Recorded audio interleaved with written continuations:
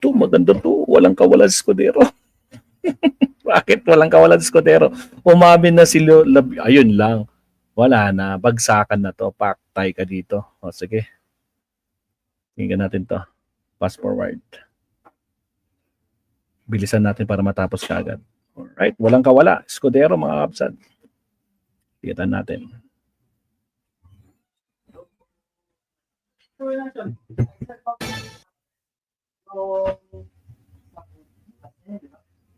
Alright, here we go. Magandang gabi po sa inyong lahat. Magandang araw sa mga nanonood nito ng replay. Mga Kabunyog, live po tayo ngayon. Live tayo. O yan, i-greet ko si Kabunyog Joe Hill, si Kabunyog Argo, Kabunyog. Fast forward. Kay Oko Nilson. Fast forward. Wala pa. Ang gabi, Kabunyog Ellen Conde. Din sa atin si kasama si Frank Coleta sa Senate Blue Ribbon. Oops, wait lang. Ganito, kahapon, yung pagdinig sa komite ni Marcoleta sa Senate Blue Ribbon, obvious na obvious, pinuprotektahan itong si Lubiano. Yung nakikita nyo sa kanan, yan si Lawrence Lubiano. Oh, nandun naman yan sa pagdinig kahapon sa Senado, pero hindi yan, walang senador. Walang senador na nagpiga dyan kay Lubiano. Ano yan parang protektado ni Chis Escudero doon sa Senado itong si Lubiano eh. Si Lubiano, ang controversial yan si Lubiano kasi doon sa top 15 na mga contractors ng flood control sa Pilipinas, kasama itong construction company ni Lubiano ay isa doon.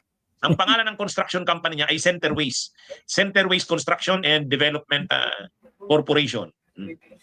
Yan yung korporasyon ni Lubiano.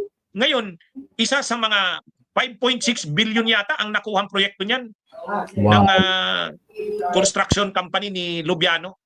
Ngayon, naging controversial itong si Lubiano. Unang-una kasi taga-Sorsogon. Alam naman natin pag Sorsogon, Chis Escudero. Aside sa taga-Sorsogon itong si Lubiano, nag-donate siya ng 30 million sa campaign funds ni Chis Escudero noong 2022. Bakit hindi niya maikakaila yan? Ay nakadeclare sa SOSE. Nandun sa Statement of Contribution and Expenditures. Ngayon, itong si Lubiano, kahapon hindi siya tinatanong sa Senado, parang protektado ni Chis. Pero kanina, kasi kasama siya sa pinatawag sa Kamara, kanina tinanong siya si Chel Diokno. Si Chel Diokno yung nagtanong sa kanya kanina sa House, sa Kamara, yung pagdinig ng Infracom. At ang mga tanong sa kanya, alam niyo kung ano mga Kabunyog? Gaano ba karaming proyekto ang naipanalo nyo? Mga 80 daw, mga 80. Grabe, 80. Sabihin mo lang na ang bawat kontrata nilang nakukuha ay 75 million, 90 million. Grabe. Ibig sabihin sa 80 na yan, ilan na yan? Ngayon, karamihan daw, inamin mismo ni Lubiano na marami sa kanyang mga proyekto. Sabi niya mga 30 out of 80. Pero sabi ni Chel Diokno sa records na hawak niya, mga 50. Out of 80 na mga proyekto ni Lubiano, mga 30, sabi ni Lubiano, pero sabi ni Chel Diokno, mga 50, sa Sorsogon. Sa Sorsogon. Ibig sabihin, talagang paborito ito ni Chis Escudero kasi Sorsogon. Hindi ka naman makakakuha ng proyekto sa Sorsogon kung hindi sa Escudero. Pag sinabi mong Escudero, pag sinabi mong Sorsogon, hawak yan ng Escudero. Sus naman. Diba? Mga Kabunyog, mga kababayan, si Chis Escudero, nung matapos yung pagkasenador niya, pumunta ng Sorsogon, nag-governor doon. Habang governor siya ng Sorsogon, yung kanyang kapatid na babae, si Det Escudero, yan yung congresswoman doon sa 1st District. Ang 1st District na yan ng Sorsogon, matagal nang hawak yan ng mga Escudero. Yung ama niya na si Salvador Escudero, congressman yan doon. Tapos si Chis, congressman yan doon sa 1st District. Nang matapos si Chis Escudero, yung mother niya, si Eva.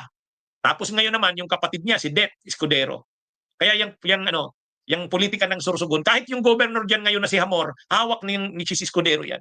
Kaya hindi ka makakakuha ng mga projects. Kung may flood control project sa Sorsogon, hindi ka pwedeng, hindi sa iyo mapupunta yan kung hindi ikaw ang gusto ni Chis Escudero. Sus naman. O ngayon, kaya lang, siyempre ang sinasabi ni Chis Escudero, totoo daw na nag-donate yan sa kanya. Pero, hindi naman daw siya nakialam sa mga proyekto niyan. Yun ang palusot ni Chis. Ayan ito yung palusot ni Chis Escudero. Shout out Naomi Chin. Mga Kabunyog. Yan, kita nyo? Yan ang palusot ni Chis. Anong sabi niya? Ang palusot ni Chis Escudero, Escudero denies helping contractor. meets 30 million campaign donation. O yan, yan yung ano. Ito naman kontraktor na ito na si Lubiano, ang sabi naman dito, kontratista, inaming nag-donate ng 30 million pesos kay Cheese noong election 2022. O, yan naman. Kaya lang mga kabunyog, mga kababayan, bakit natin sinasabi na wala nang kawala si Cheese dyan? Eh, wala eh. Una, inamin na ni Lubiano na nagbigay siyang 30 million. Si Cheese Escudero, inamin na rin na tumanggap siya. O di kumpleto na, yung tumanggap at saka nagbigay, nag-amin na. Nag-amin na. Paktay tayo dyan. Tinanggap na ni Cheese na nagtumanggap siya, inamin na rin ni Lubiano na nagbigay siya. Ang depensa na lang ni Cheese Escudero ganito, hindi naman ako tumulong sa kanya. Ito namang si Lubiano, ang depensa naman ni Lubiano, korporasyon lang naman ang may kontrata sa gobyerno, ako hindi naman. Nagbigay ako kay Cheese Escudero para private capacity ko. Private capacity ko, hindi yung corporation. Kumbaga, alam naman sa batas kasi, mayroong distinct and separate personality ang corporation. Juridical person yun eh. Juridical personality yun. Siya naman, si Lubiano, natural person, tao talaga. Yung corporation, may separate personality, juridical. Juridical personality. So sabi ni Lubiano, ang naka-reflect na nag-donate ako, sabi niya, Lawrence Lubiano, hindi naman yung corporation. Ang may kontrata sa gobyerno ay yung Centerways Construction, hindi naman ako. O, yan ang pinapalusot nila dyan. Mga kabunyog, mga kabunyog. Ano bang reason? Bakit may nakalagay sa batas? Bakit may nakalagay sa batas, election code, Omnibus Election Code, Section 95, Paragraph C. Bawal ang sino mang natural person o juridical person na may kontrata o transaksyon sa gobyerno, bawal magbigay ng donations sa kandidato o sa any partisan political activity. Yan yung nakalagay sa batas. Anong purpose nun? Para hindi magamit. Siyempre kasi pag tinulungan mo yung kandidato, alam nga naman, hindi siya susukli. Siyempre yung tulong sa kanya, susuklian niya yan. Babalikan niya yan. Lalo pat ganyan, 30 milyon, halimbawa. Hindi ka ba umaasa na bibigyan ka ng balik niyan? Para naman tayong naglulukuhan. Wag mo nga kaming lukuhin, Cheese Escudero. Binigyan ka ng 30 milyon, sa totoo lang yan, malamang pa nga, hindi yan 30 milyon. Bakit malamang hindi 30 milyon? Kasi pwede mo naman sabihin dyan, ang binigay sa'yo 30 milyon, pero ang binigay talaga, mga 100 million, 150 million. Kasi ano naman yan eh. Ngayon, anong nangyayari dito? Maniniwala ba kayo na hindi tinulungan ni Cheese Escudero yan na makakuha ng mga proyekto? Naniniwala ba kayo doon? Pinagluloko naman tayo nito. Di ba? Mga kabunyog, mga kababayan. Kaya nga, tama yung sinasabi nila Erese. Dapat alamin natin, nasaan yung mga insertions na yon? Nasaan ang mga insertions? Mula ng ang mga projects ni Cheese Escudero, yung pundo niya sa Senado, saan linalagay? Kasi kung yung mga pundong linalagay ni Cheese Escudero, ang nagiging kontraktor ay si Lubiano, malinaw na. Yan na yung bayad. Yan na yung kapalit. Kumbaga, ganito eh. Ganito mga kabunyog, mga kababayan. Si Cheese Escudero nasa gobyerno, senador. Kongresista ng matagal, senador. Ngayon, lalo pa nang mag-Senate President siya. Mag-Senate President siya, magkano yung insertions na nagawa niya? 142.7 billion. Ilalagay yan ni Cheese Escudero kung saan-saan. Kasi senador naman siya. Maglalagay siya sa Cebu, maglalagay siya sa Masbate, maglalagay siya sa Antique. Ilalagay niya doon yung budget niya ni Cheese Escudero. Ngayon, sinong ilalagay niyang kontraktor doon? Sinong ilalagay niya? Ito na si Lubiano. Una, taga-Sorsogon. Pangalawa, kaibigan niya. Pangatlo, nag-donate sa kanya. Malay mo, dami nga ni Cheese Escudero. Malay natin, dami pa nga yan si Lubiano eh. Parang katulad lang ni Wawaw. Nakita niyo yung si Mark, Alvin ba yun? Si Mark ba yun? Yung si Arevalo. Alvin ba yun o Mark? Mark yata, Mark Arevalo. Tingnan niyo yung Mark Arevalo, yung may-ari ng Wawaw. Nung tinatanong niya, nakaganyan na Umiyak. Nakayuk. Hindi niya talaga masagot. Kaya maraming naniniwala. Yung si Mark Arevalo, ano yun? Dami lang yun, dami. Itong si Lubiano, pwedeng dami din lang to. Ang may-ari talaga ng Centerways, sila Cheese Escudero. Ano yan? Alam niyo mga kabunyog, wala lang kasi tayong ebidensya. Parang ganito. Wala tayong ebidensya na nagbibigay si Cheese ng tulong dyan kay Lubiano. Pero maniniwala ba naman kayong hindi sinusuklian? Sus naman. Sus naman. Huwag nga kayong pinagluloko. So ngayon mga kabunyog, mga kababayan, ang depensa ni Lubiano, hindi naman corporation ang nag-donate kay Cheese. Ang nag-donate ay ako. Sabi niya. bawal lang naman ang mag-donate kapag may transaction ka sa gobyerno. Ang sabi ni parang ang pinapalabas ni Lubiano, hindi naman ako ang may transaction sa gobyerno, ang may transaction yung center waste. Ay, masyado yung iniikutan ninyo ang batas eh. Chis Escudero, alam mo yan, lawyer ka. Alam mo naman yung tawag nating circumventing the law. Sa bagay, paano nga naman maano yun ni Chis Escudero? Selective naman ang paggamit ni Chis ng batas eh. Katulad ng forthwith. Ang dali namang intindihin ng forthwith. Ayaw niyang intindihin. Yun ang problema dito kay Escudero. Pero ang isa pang concept namin sa batas, yung circumventing the law. Circumventing the law. Anong circumventing? Iniikutan mo. Ang ginagawa ni Lubiano, ko ang nag-donate kay Cheese. Yung korporasyon, Centerways, yun ang may kontrata sa gobyerno. Hindi naman ang nag-donate kay Cheese yung corporation. Hindi naman yung Centerways ang nag-donate ako. Pero sino ba ang may-ari ng Centerways? Ay di ba ikaw, Lubiano? Mayroon din kaming sinasabi sa law, sa batas. Ang tawag doon, piercing the corporate veil. Kanina, dinidiscuss natin na ang corporation ay may separate at distinct personality. Ang tawag doon, corporate veil. Kumbaga, nakatago ang corporation, may cover siya na corporate. Ang tawag doon, corporate veil. Belo, para protektado siya. May veil siya, corporate veil. Pero, hindi mo pwedeng gamitin ang corporate veil na hiwalay ang corporation sa owner. Hindi mo yan pwedeng gamitin kapag ang aksyon o ang ginagawa ay illegal. Hindi mag-a-apply ang corporate veil na yan. Kaya yung sinasabi na yan ni Lubiano, hindi yata ito na-brief ng abogado niya, inamin mo na ikaw ang nagbigay. Tapos ikaw ang may-ari ng Centerways. Totoo, yung Centerways Corporation, may separate and distinct personality. Pero anong ginawa mo, Lubiano? Nagbigay ka ng donations kay Cheese. Illegal yun. Illegal. Ngayon, yung illegal na yon, yung pagbibigay ng donation na yon, ano yun eh? Ang ginawa mo, sa totoo sinong napaboran ng pagbigay mo kay Cheese, ay di yung construction company mo na may kontrata sa gobyerno. Ganon din yun. Ang pinagbabawal ng batas, magbigay ng donation ang mga may kontrata sa gobyerno para hindi mapaboran.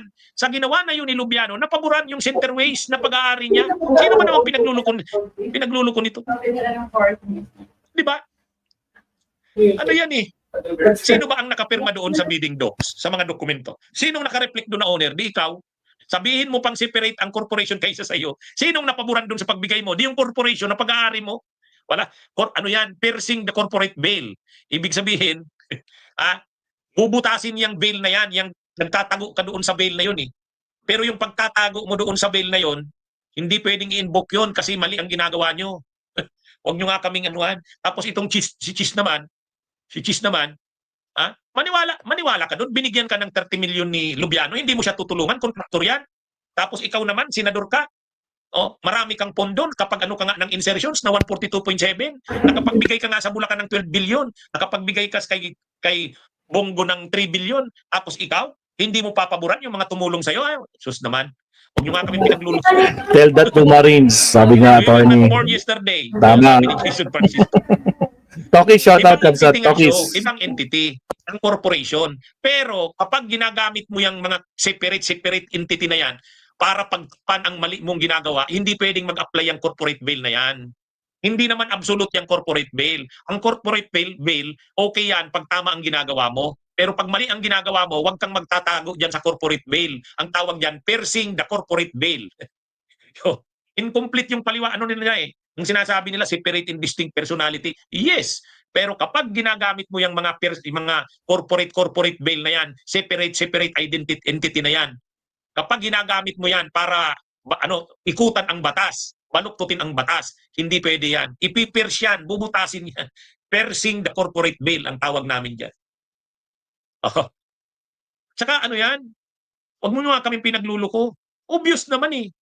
Bakit nagbigay si Lubiano kay Cheese Escudero ng donation? Para paboran yung kanyang construction company. Para mabigyan ng mga kontrata ni Cheese Escudero. Ikaw naman, Cheese Escudero, huwag mong sabihin hindi mo pinulungan si Grabe ang yabang ni Cheese Escudero. Sabi ni Cheese Escudero, hindi ako involved sa pag-identify ng project. Hindi ako identified sa pagpundo ng project. Hindi ako involved sa pag-identify ng project. Hindi ako involved sa pagpundo sa project. Hindi ako involved sa bidding ng project. Sa implementation. Sus naman. Hindi ka involved sa bidding, alangan namang ikaw umattend doon. O hindi ka involved doon sa implementation, natural. Pero yung pag-identify ng project, sa pagpundo sa project, hindi ka involved. Huwag nyo nga kami. Di ba? Pinagluloko tayo ng mga ito eh. Yan ang nakakalungkot. Ah, kaya ano yan, pero dito wala siya ditong kawala. Bakit walang kawala? Inamin niya na tumanggap siya. Inamin na ni Lubiano na nagbigay siya.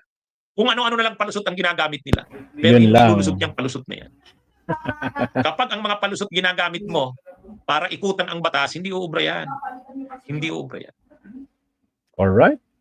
Okay, mga kabunyog, mga kababayan, magandang araw sa inyong lahat. Mabuhay. Salamat, Attorney Enzo Recto. So, wala nga makakabsat. So, kung takot itong mga senador na to na magtanong dito kay Lubiano, ang importante, napaamin mga kakabsat. Totoo ba na nagbigay ka ng 30 million kay Escudero? Paktay na mga kakabsat. Naspak, sabi nga nila, di ba, Tokis? So, umamin mga kakabsat. So, ang importante doon, umamin siyang nag-donate, no? Na kasama pa din siya sa mga proyekto ng gobyerno. Pero nag-donate siya. Ayun lang. Paktay talaga. Bahala na sila dyan kung anong susunod na kabanata. Next, punta tayo kay Vodcaster Mabsat. Meron siyang bagong topic, Mabsat. Kape-premiere niya lang ngayon, no? Pero siyempre, putulin natin to.